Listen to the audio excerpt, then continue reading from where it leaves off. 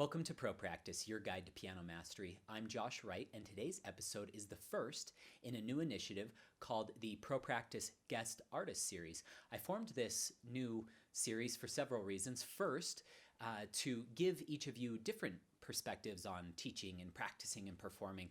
I get a lot of inspiration from watching other teachers teach, and I hope you also benefit from seeing these different perspectives. I in no way edit things or tell them what to say, so they're free to teach however they would teach their own students.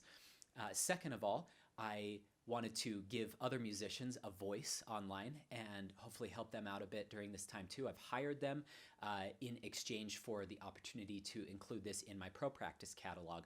Last of all, I wanted to maybe expand the library at a slightly faster rate than I'm currently able to. These tutorials keep me very busy, and having additional repertoire being taught by other teachers will help to expand the library at a faster rate and give each of you more content to learn some of these pieces that you're requesting that I tackle. So I hope that helps each of you and that you enjoy this new initiative. Today's guest, the first guest of the Pro Practice Guest Artist Series, is Dr. Jared Pierce. He is a professor at Brigham Young University in Utah. He received his doctorate degree in piano performance from the University of Utah. He received his master's from Brigham Young University, and he received his bachelor's in California.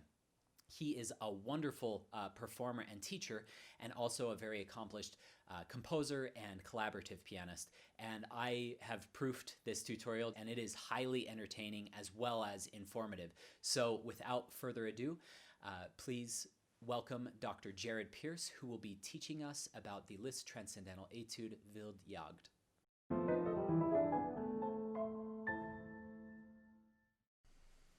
Hello, my name is Dr. Jared Pierce, and welcome to Pro Practice, your guide to piano mastery. My good friend Josh Wright has asked me to be able to come here and give a guest tutorial. I think this is the first guest tutorial for this channel, and I'm so excited to be able to talk to you today about Franz Liszt's Wilde Jagd, as this is Transcendental Etude number 8. Wilde Jagd means wild hunt or wild chase, and it certainly feels that way, both for the pianist's sake and for, of course, the way the piece should sound. This is a very difficult piece. I think it's one of the more difficult in the piano repertoire. It only lasts about 4.5 to 5 minutes, but it's still about 10 to 12 pages long. It's somewhat different than, say, a Chopin etude, which you've probably heard a lot more of on this channel. These pieces, Franz Liszt Transcendental Etudes, focus on a lot of different kinds of technique instead of perhaps one technique.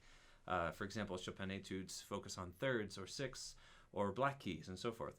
Franz Liszt rather enjoyed throwing all the technique he could possibly put into one particular piece to make an epic of sorts.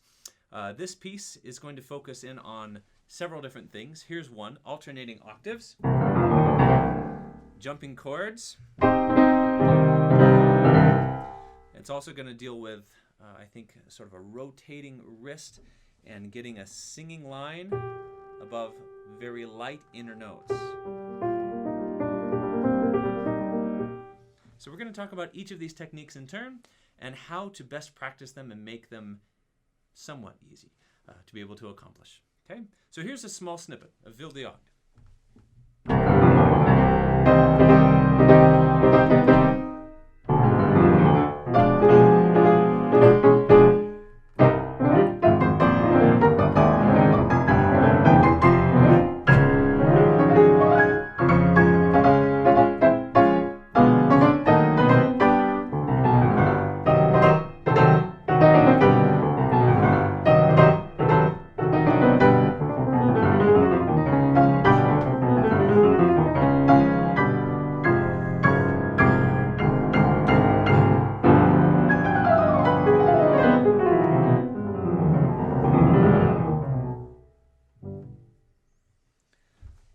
Certainly takes your breath away.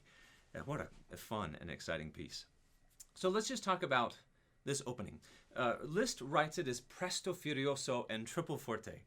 Already right off the bat, he's trying to essentially kill us. He's giving us a chance to, I think, figure out how to operate our body in the most efficient and relaxed way while yet being quite powerful. So as you start this, the tendency, I think, is to be very tight and stiff. And this is exactly the opposite of what we want to do. So I would say make sure that your arms, your forearms, your wrists, everything feels loose and relaxed. And you want to have a lot of drop power, right, into the instrument, as well as a little bit of muscular energy infused with that. Now, to get comfortable with these alternating octaves, first, just start by playing them together and get faster, playing them in tandem. Once that's comfortable, I would say start playing them alternating but focusing on perfectly even tone between the hands. Once you have that, infuse a little bit more tone into the left hand. It helps give that big, full rumble and the fortissimo sound. And make sure that your wrists are loose enough so that you can be able to get a very quick succession of notes. If it's all stiff, it becomes a little bit difficult to go so fast. Okay? Now, next technique you're going to see. Well, actually, let's stay with the more scale-like figure. You're going to see this now together between the hands. It's important that as you play this, it's more or less just a flourish. We don't need to hear and really focus on a lot of energy into every single finger. I think it's more of just a flourish with a pop at the top. And in order to do this in tempo, they must be done easily and quickly. We can't spend too much time. We just get bogged down to be able to keep that presto tempo. Okay, so very loose, just flourish up to the top. Try it slowly. Again, loose wrist and flourish. And you do it up to tempo. Okay. One thing to watch out for in this piece is there's lots of hidden accidentals, things that we often just don't see. That one's a little bit tricky to find. Make sure you spend your time getting that finger up. I would always play A natural, and my teacher would get on me every single time for it. So watch out for those notes like that. Now let's talk about probably the most difficult thing in this piece is going to be the jumping chords. You're going to have to deal with a lot of quick succession jumping chords that are very thick, right? These are not just, these are big, full chords, and arpeggiation often always in octaves.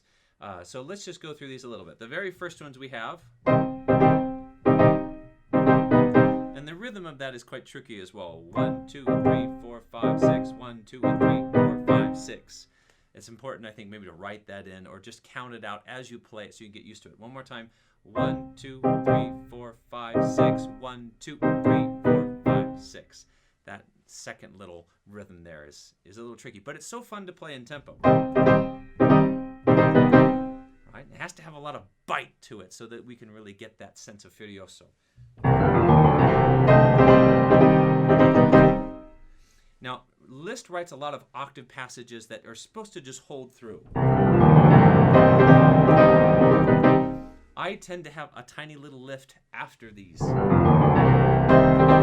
Just a little lift. It clears a lot of the octave but keeps the lowest part generally, and then I can have a clear sound for this. And then I release the octave, the pedal probably right in the middle of that so I get a nice quick bite at the end of it. Okay? So let's talk a little bit more about these kind of jumping chords. If we look at the third line here, these are meant to be done bum bum bum bum bum bum bum bum, which almost feels impossible when you're first starting this piece. I would recommend first taking away the inner runs and just playing. And you can practice moving back and forth or just focus on these chords until you feel like you've got them comfortably in your hands. Now, some of them are very, very large reaches in the hand. And it's fun to think that this is the revised version in which Liszt made these easier because he used to have reaches that were larger than a tenth because he had an inhumanely just a crazy huge hand. Okay, so I want you to just think as you're going through chords like this one especially, right? If you're going to roll or if you're going to play it as a group. My hand is just barely large enough that I can reach that tenth, and I would say about 80% of the time I can hit it. Some of the time I can't. If you hit that extra little C in there, that's not uncommon. If you want to roll it quickly, that's not a bad idea. If you put the pedal down with it, it can be quite powerful as well. If not, maybe try splitting it, bottom, top two, or I think bottom, top two is probably the most powerful option. But be careful of many of those large stretches. They are hard to do. Okay? All right, so let's just talk about when I want to put it back into tempo, what I might suggest.